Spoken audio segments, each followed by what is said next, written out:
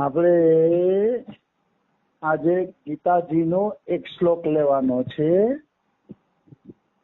લગભગ હું ભાગવત કથા કરું છું એટલે કથાઓ તો રેકર્ડ ઘણી જાય છે, કલાક રેકર્ડ કથાઓનું જાય છે. એટલે એક ભક્તની ફરમાઈશ હોય છે એટલે હું થોડાક ગીતાજીના શ્લોક લઉં છું. એમાં આજે આપણે ગીતાજીનો શ્લોક લેવાનો છે. મેં પેલા જ કીધું ભક્ત ચરિત્ર ને કથા તો અનેક રેકર્ડમાં જાય છે, પણ ગીતાજી વિશે ચર્ચા નથી થતી એટલે થોડીક ચર્ચા કરીએ છીએ.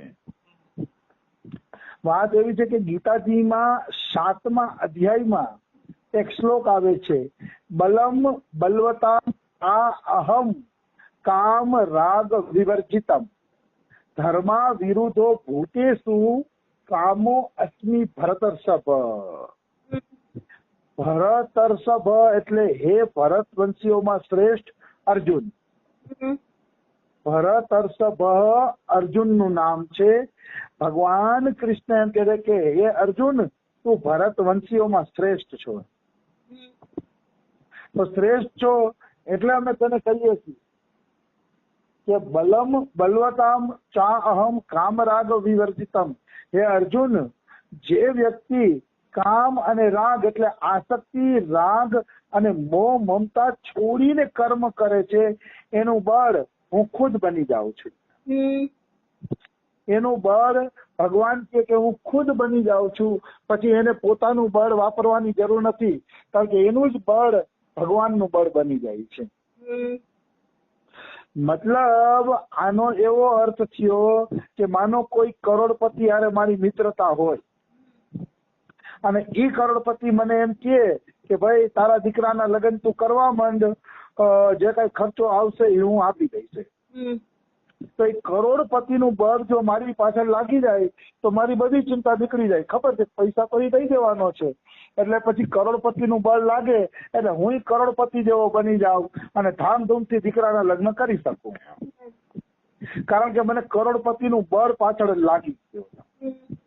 તો એવી રીતે જ જો ભગવાન તમારું બળ બની જાય એવું તમે ઈચ્છતા હો કે ભગવાન જ મારું બળ બની જાય, તો કામનાઓ, આસક્તિઓ અને રાગ છોડીને કર્મ કરો તો તમારું બળ ભગવાન બની જશે. નિશ્ચિત તમારું બળ ભગવાન બની જશે અને પછી તમારા જે કાર્ય હશે ને એ ભગવાનના બળેથી થશે. દાખલા તરીકે હું ઉદાહરણ આપું, રમેશ બાબાની 40,000 રૂપિયાનો ખર્ચો ગૌશાળાનો છે, સોરી 40 લાખનો.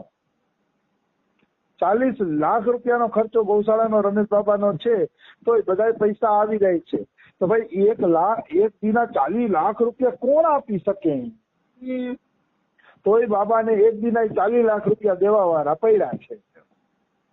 શું કામ? તો કે કામનાઓ અને આસક્તિ છોડીને કર્મ કરે છે. કામના અને આસક્તિ છોડીને કર્મ કરવાથી ભગવાનનું બળ એની પાછળ લાગી ગયું છે, અને જે જીવ પાછળ ભગવાનનું બળ લાગી જાય ને એને પછી કઈ ઘટે જ નહીં.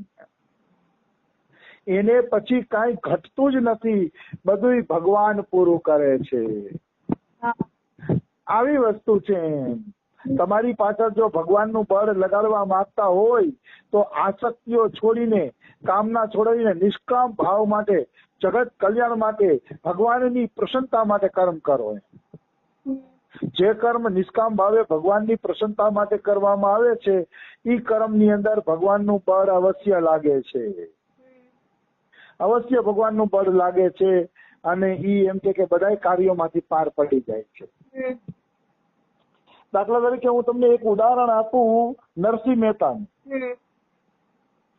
નરસિંહ મહેતાના દીકરાના લગ્ન આવ્યા. તો દીકરાના લગ્ન આવ્યા ને નરસિંહ મહેતાના, તો એના ઘરે કન્યા પક્ષ તરફથી કંકોત્રી આવી કે 3 દી લગ્નને વાર છે અને તમારા દીકરાની જાન લઈને પધારો તમે વડનગર. આવી કંકોત્રી એમના ઘરે આવી તો નરસિંહ મહેતાની પત્નીએ એ કંકોત્રી નરસિંહ મહેતાને આપી અને કીધું લ્યો કન્યા પક્ષ તરફથી કંકોત્રી આવી છે, લગ્નની તૈયારી કરો, હવે કે 3 દીની જ વાર છે. તો નરસિંહ મહેતાએ કંકોત્રી જોઈ પણ નહીં અને ભગવાનના ચરણમાં મૂકી દીધી અને કહી દીધું કે ભગવાનનો દીકરો છે, ભગવાનને જેમ પરણાવો હશે એમ પરણાવશે. તો જો દીકરાના લગ્નમાં એને કામના અને આસક્તિ નથી. પરણવો હોય તો પરણે, ન પરણવો હોય તો કાંઈ નહીં, હું ભજન છોડીશ નહીં.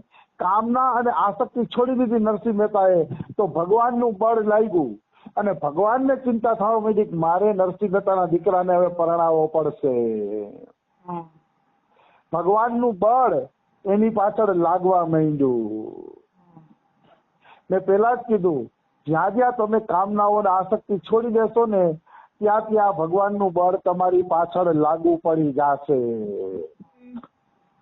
નિશ્ચિત ભગવાનનું બળ લાગુ પડશે, એમાં કોઈ એટલે કોઈ પણ પ્રકારની શંકા નથી. તો નરસિંહ મહેતા બધું ભગવાન ઉપર છોડી દીધું, કામના ને આસક્તિ છોડીને. તો પછી ભગવાનને ચિંતા થઈ અને ભગવાન સામળસા શેઠ બનીને આવ્યા અને સાથે દ્વારકાની પ્રજાને લઈને આવ્યા. અને દ્વારકાની પ્રજાને કીધું કે હાલો ભાઈ, એ તો ધ્યાન નહીં દે, આપણે જ એના દીકરાને પરણાવવો પડશે. એટલે પછી નરસિંહ મહેતાના બધા કામ ભગવાને ચાલુ કરી દીધા. જમણવાર ને ઓલું ને તે ને બેન્ડ બાજાનું ને બધું કામ ભગવાને કરી દીધું. અને પછી નરસિંહ મહેતાને કીધું કે હવે દીકરાની જાન લઈને જવાનું છે, તો જાન લઈને જવાનું છે, એમાં તો તમે આગળ હાલો, તમે દીકરાના બાપ કહેવાય એમ. તો નરસિંહ મહેતા કે નહીં, એ દીકરો મારો નથી, તમારો છે કે, એટલે તમારે આગળ હાલવાનું છે, હું આગળ હાલવાનો નથી એમ. અંતે ભગવાન આગળ હાલ્યા અને નરસિંહ મહેતાના દીકરાના લગ્ન થયા. ત્યારે છે તેના દીકરાના લગ્ન થયા. તો કહેવાનો ભાવ શું છે કે નરસિંહ મહેતાનું આ કામ શું કામ પાર પડ્યું? તો કે ભગવાનનું બળ એનું બળ બની ગયું હતું ને, એટલે આ કામ પાર પડ્યું. એટલે હંમેશા મનુષ્ય છે ને, તો થોડુંક ધ્યાન આપે ને, તો ભગવાનના બળથી કર્મ કરે ને, તો કોઈ કર્મમાં એને છે ને નિરાશા નહીં મળે. હું તો અમારા વ્રજમાં જોઉં છું, જે સંતો ભગવાન ભરોસે રહે છે ને, એની કુટિયાએ સાધુ સામાન પહોંચાડી દે છે. બોલો, ખાવાનો પીવાનો બધો સામાન એની કુટિયાએ, જંગલમાં ભજન કરતા હોય તો જંગલમાં સામાન પહોંચી જાય છે. કોનું બળ કામ કરે છે? ભગવાનનું બળ કામ કરે છે. જે લોકો આ રીતે રહેશે એની ઉપર ભગવાનનું બળ કામ કરશે. અમારા બાબા છે, પછી બીજા અહીંયા અમારા ગિરી બાબા અને 2-5 જણા એવા સંતો છે કે જે જંગલમાં ફરે છે અને જે સાધુઓ કુટિયા રાખીને ભજન કરે છે, એની પાસે કાજુ કિસમિસ ને નાસ્તા પાણી ના બધું પહોંચાડે છે. બધું ત્યાં પહોંચાડે છે. સામાન એની કુટિયાએ પહોંચી જાય છે, કારણ કે એને ભગવાન સિવાય કોઈનું બળ નથી. કામનાઓને આસક્તિ છોડી દીધી છે, એટલે ઈશ્વર એની બધી વ્યવસ્થા કરે છે. આ શ્લોક રમેશ બાબા બોલતા ત્યારે એમ કેતા કે મને માન મંદિર માંથી કાઢવા માટે આખું ગામ ભેગું થયું હતું. આખા ગામે મિટિંગ કરી કે આ રમેશ બાબાને અહીંથી કાઢો એમ. તો 2-3 ગામની પંચાયત ભેગી થઈ હતી. તો રમેશ બાબાએ માન મંદિરની ચાવી એના શિષ્ય સખીચરણ બાબાને આપી દીધી અને કીધું સખીચરણ મંદિરની ચાવી માગે તો આપી દેજે કે હું તો બીજે ભજન કરવા વયો જાય છે કે મારે અહીંયા ભજન નથી કરવું કે આવા રાત દિવસ ને કડિયામાં મારે ભજન નથી કરવું કે એવું કીધું રમેશ બાબાએ. તો જો એને માન મંદિરમાં આસક્તિ નહોતી, મમતા નહોતી, તો એટલે પડ્યા હતા, ભજન માટે પડ્યા હતા, બાકી એને કોઈ આસક્તિ નહોતી માન મંદિરમાં. તો એ રીતે બાબા રહ્યા તો ભગવાનનું બળ કામે લાગી ગયું. અને ભગવાનનું બળ કામે લાગ્યું ને તો પંચાયત તો થઈ, પણ કોઈએ ચાવી માંગવાની હિંમત કરી નહીં. કોઈ ચાવી માંગી જ નહીં ને, હિંમત જ ન કરી કોઈ. આવી વાત છે, કારણ કે એની પાછળ ભગવાનનું બળ લાગી ગયું હતું. એટલે એક વાત ખાસ યાદ રાખવાની કે જે કામનાઓ ને આસક્તિ છોડીને હાલે છે ને, એની અંદર ભગવાન બેસી જાય છે. એની અંદર ભગવાન બેસીને એના સંકલ્પ ભગવાન કરે છે, એના સંકલ્પ ભગવાન પૂરા કરે છે, કારણ કે એના સંકલ્પ પછી પોતાના સ્વાર્થ માટે હોતા નથી.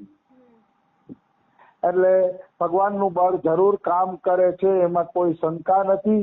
ભીમ જયારે જરાસંધ હારે યુદ્ધ કરતો હતો, તો જરાસંધ હારે યુદ્ધ કરતો હતો ને ભીમ, તો 27 દિવસની આસપાસ કઈક યુદ્ધ આવેલું. અને બેમાંથી એકેય છે ને હાર જીત નહોતા થતા, બેમાંથી એકેય નમતું નહોતા દેતા એમ.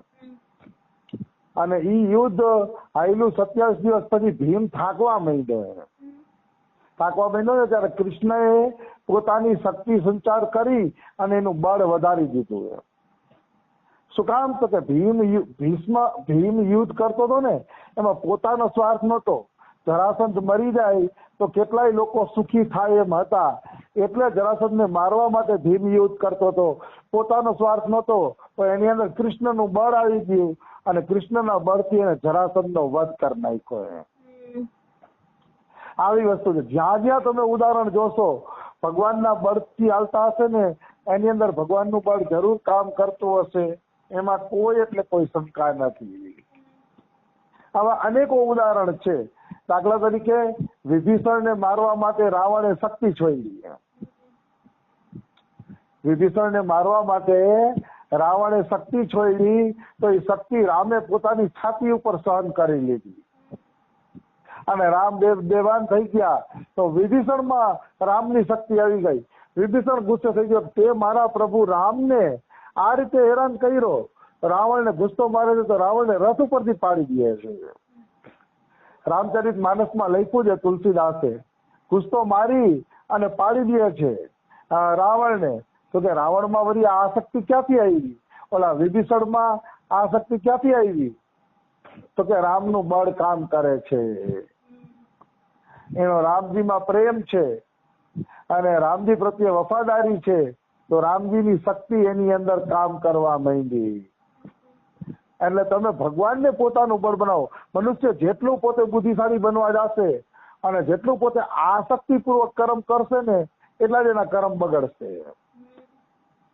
આસક્તિપૂર્વક કર્મ ન કરો, તમે ભગવાન ઉપર છોડીને કર્મ કરો તો તમારા બધાય કર્મ ભગવાન પાર પાડી દેશે, નિશ્ચિત પાર પાડી દેશે. એમાં કોઈ એટલે કોઈ પણ પ્રકારની શંકા નથી. આવી વસ્તુ છે. તો આવા તો અનેકો ઉદાહરણ